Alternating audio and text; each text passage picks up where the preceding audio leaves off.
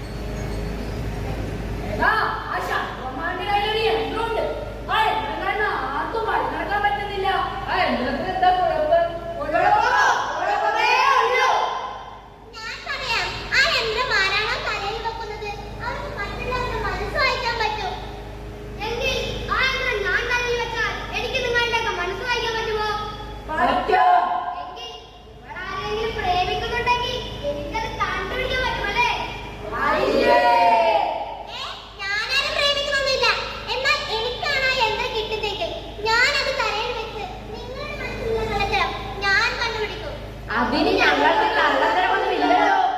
കള്ളത്തരമില്ലാത്ത ആൾക്കാരുണ്ടോ? എങ്കിൽ ഞാനാ എത്ര തട്ടിയെടുക്കും. എന്നാൽ മറ്റുള്ളവരുടെ എല്ലാ കള്ളത്തരം എനിക്ക് കണ്ടുപിടിക്കാലോ. കുറച്ച് കാശുണ്ടാക്കാൻ പറ്റുന്ന എങ്ങോട്ടാണേ. എങ്കിൽ എനിക്ക് തട്ടിയെടുക്കണം ആ യന്ത്രം. എനിക്ക് തട്ടിയെടുക്കാൻ അമ്മാവന്റെ മനസ്സ് വരുന്ന യന്ത്രം.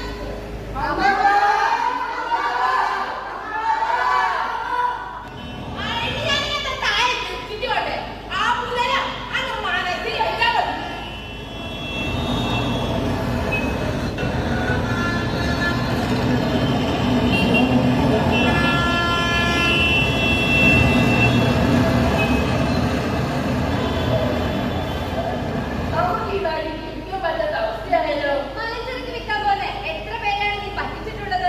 അവരുടെ കണ്ണ് തെറ്റുമ്പോൾ റബ്ബർ ഷീറ്റ് അടിച്ചു മാറ്റുന്നില്ലേ? എങ്ങോട്ട് പോയാലും ആ അമ്മാവൻ ആ എത്ര പേര് നമ്മുടെ മുമ്പിൽ വന്ന് നിൽക്കും. ഇന്നാൾ എന്നെയും വിളിച്ചു.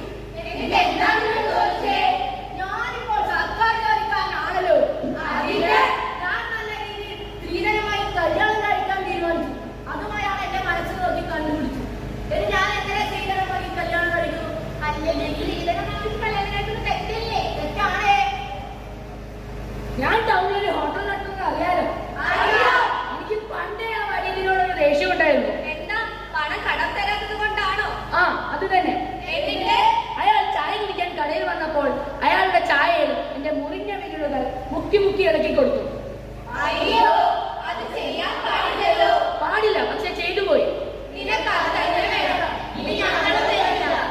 എവിടെ പോയാലും ഈ അമ്മാവൻ ആ യന്ത്രം പിടിച്ചുകൊണ്ട് മുന്നിൽ തന്നെ വരും.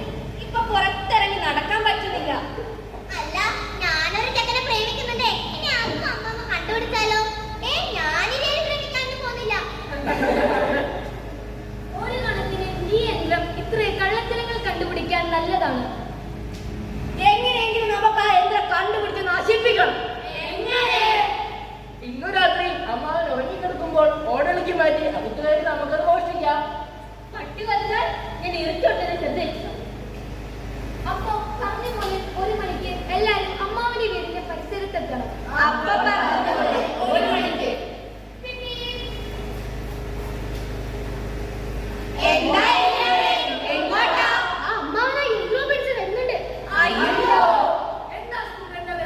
അത് ഞാൻ എന്റെ ഹോട്ടലിൽ വിൽക്കാൻ പറ്റുന്ന പഴയ ഇറച്ചിക്കറിയാം. അപ്പോഴല്ലേ അയാൾ ആ യന്ത്രം പിടിച്ചു വരുന്നത്? പഴയ ഇറച്ചിക്കറികൾ ഹോട്ടലിൽ വിൽക്കാൻ പാടുണ്ടോ? അതമ്മാവ് പിടിക്ക് തന്നെ വേണം. അല്ല, ഞാൻ ആ പുഴയിൽ കളയാൻ പോവുകയാണ്. പുഴയിൽ മാലിന്യം കളയാൻ പാടില്ല. ഞാൻ പോകുന്നു. പുഴയിൽ മാലിന്യങ്ങൾ കളയാൻ പാടില്ല. അയ്യോ, നമ്മളാ വീട്ടിലെ മറന്നുപോയല്ലോ.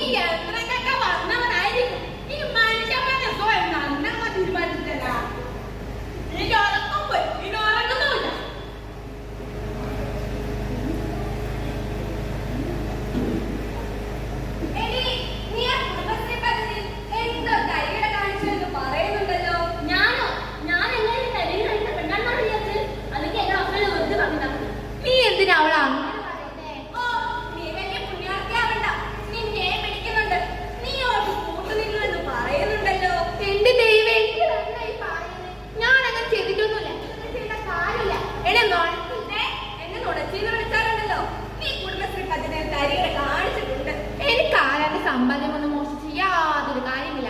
എനിക്ക് എന്റെ ഭർത്താവ് നല്ലോണം കൊണ്ടുവരുന്നുണ്ട്. നിന്റെ ഭർത്താവ് വെള്ളോന്റെ മണത്തിൽ നിന്ന് തേങ്ങ ഇറക്കുന്ന നാട്ടിൽ കാട്ടാം. ഒരു തേങ്ങ കൊണ്ട് ഒരാഴ്ച വീട് പോലെയെന്ന് എല്ലാരും പറയുന്നത്. അപ്പൊ 10 തേങ്ങ വെക്കുന്ന നിന്റെ ഭർത്താവ് സമ്മതിക്കണം. നിന്റെ ഭർത്താവ് നേതൃകല തക്കുന്നു നമുക്കറിയാം. നിന്നെ രണ്ടുപേരും തപ്പുന്ന നാട്ടിലെ കളം പറയണത്. എന്താ പ്രശ്നം? ഇവിടെ എന്റെ ഭർത്താവിനെ കള്ളാൻ വിളിക്കുന്നത്. എന്റെ ഭർത്താവിനെ കള്ളാൻ വിളിക്കുന്നത്. എന്റെ ഭർത്താവ്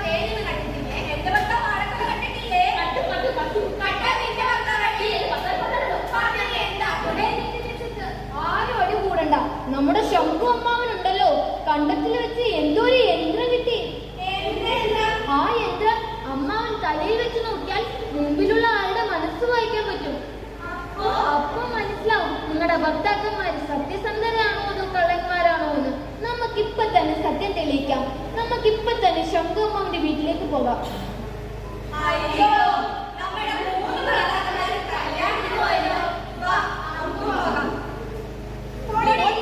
കണ്ട അമ്മാവന്റെ യന്ത്രത്തിന്റെ കാര്യം പറഞ്ഞപ്പോഴത്തേക്കും കല്യാണത്തിന് പോയി അമ്മാവൻ പിടിച്ചോളും.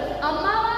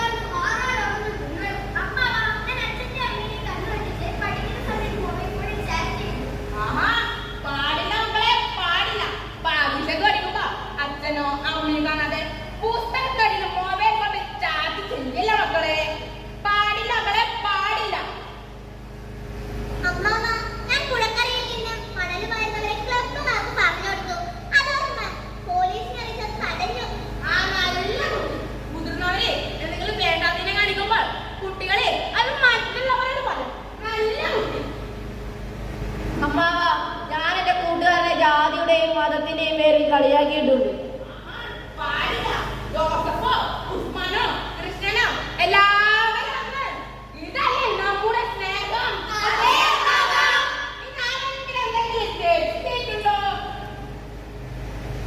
ഉണ്ടമ്മാവ, ഞാനൊരു തെറ്റ് ചെയ്തിട്ടുണ്ട്.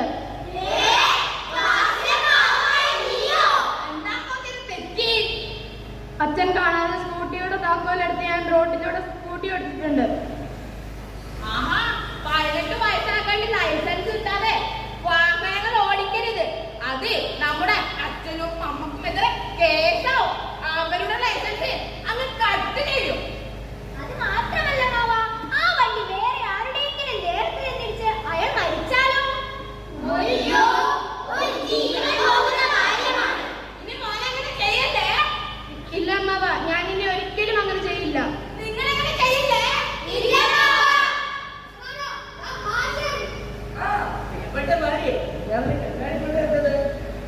എനിക്ക് ഇഷ്ടപ്പെട്ട ചിക്കൻ കൊണ്ടുവരുന്നുണ്ട് കേട്ടോ. നമുക്ക് മുളകിട്ടൊക്കെ പിടിക്കാം. അല്ല ഇതാരാ?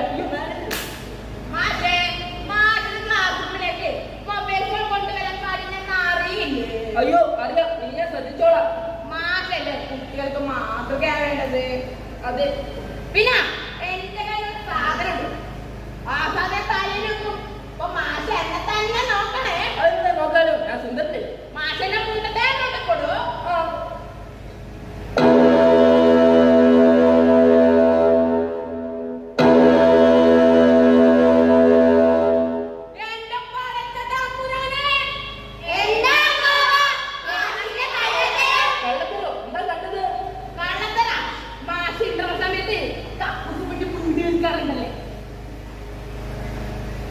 അതുകൊണ്ടാണ് കക്കൂസിൽ കയറുമ്പോൾ വീടിയുടെ നാറ്റം വരുന്നത്. മാഷ് വരച്ചതാണ്.